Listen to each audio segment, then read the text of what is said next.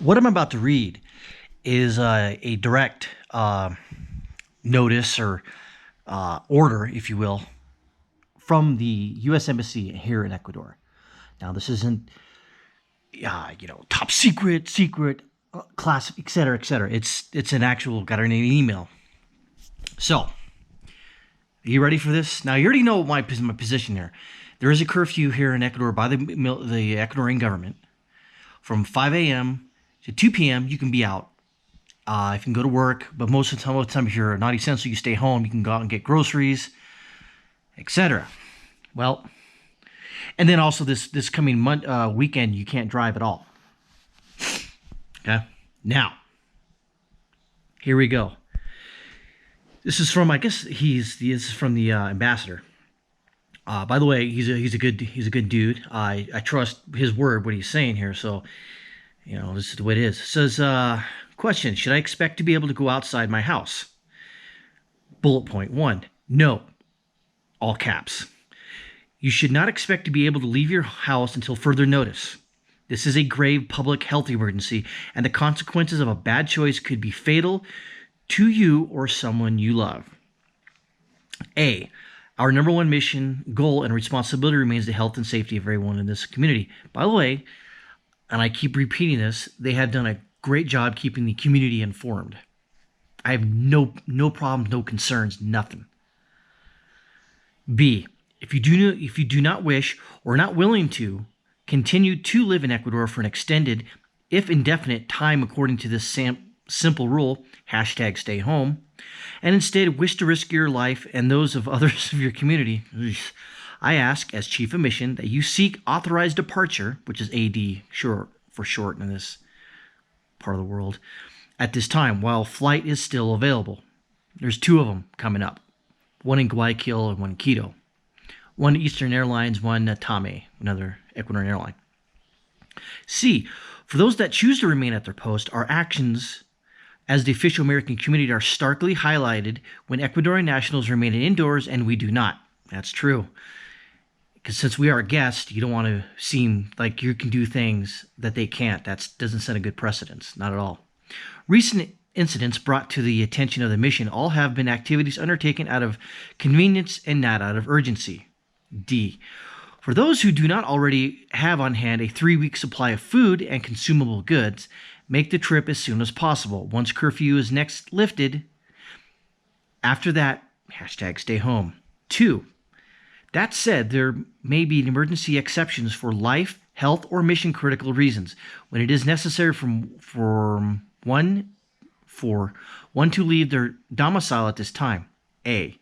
But in those cases, all capped, I ask you to explain and get the permission of your supervisor or the health unit as to why it is absolutely essential that you leave your lodging for a specific urgent reason. B. And then, Roman numeral I, follow all CDC and host government protocols. Yep. Maintain social distancing at all times. Wear a mask and gloves. Use gel hand sanitizers when out. Wash your hands with warm water and soap at least once every hour. Even when inside your lodging, this remains one of the most effective ways to destroy the virus. 3. Access to Embassy Quito and what do they call that? It's a mini embassy, if you will, in Guayaquil. Compounds are limited to those cases approved by supervisors for life, health, or mission critical reasons. A. Sign in, sign out for accountability and tracing purposes. B. Exercise facilities are closed. Cashier hours are limited and ATM remain available with supervisor's permission. D. Ensure to obtain approval in advance for any reasons to the health unit. Now, like I said, it got real. That is basically, if you live in this community, the ambassador, even if you don't work for him, technically, let's put it this way.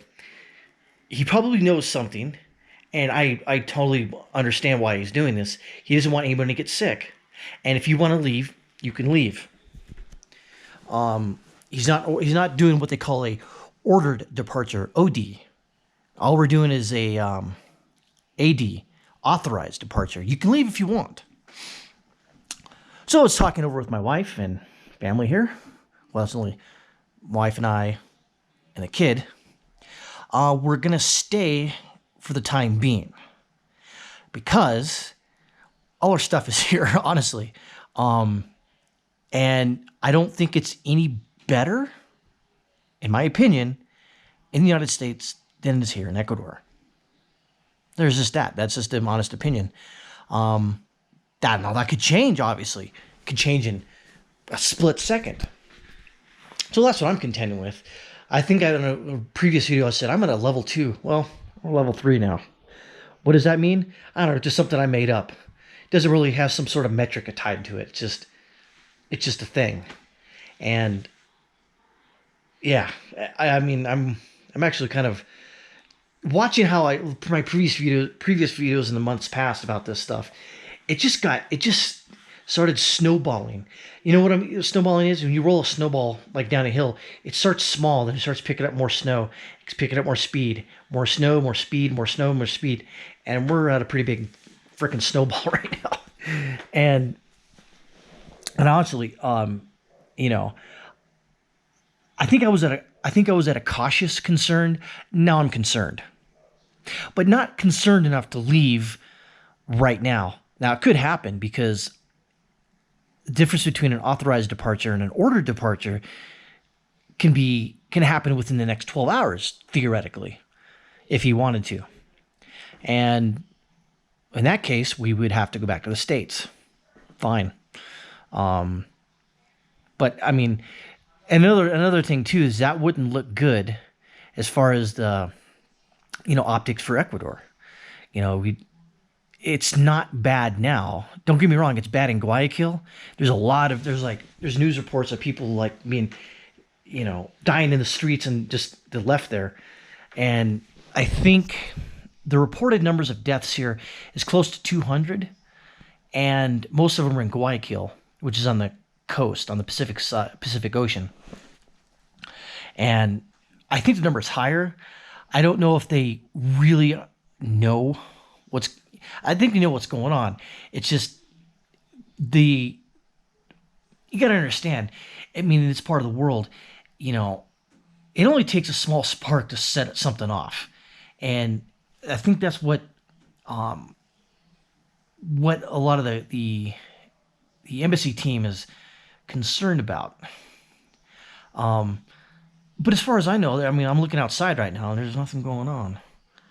Roads are silent. All you hear is dogs barking. Air's a little cleaner. But again, I'm not a spokesman for the embassy here. All I am is a family member. All I'm going to do is read an email I received about authorized departure, meaning that if you want to, you can leave. But again, is it any better in the States than it is here? I'm looking at it. I mean, at least I have some sort of freedom, if you will, where if I want to go out during the non-curfew hours, I can. Take the dog for a walk, whatever.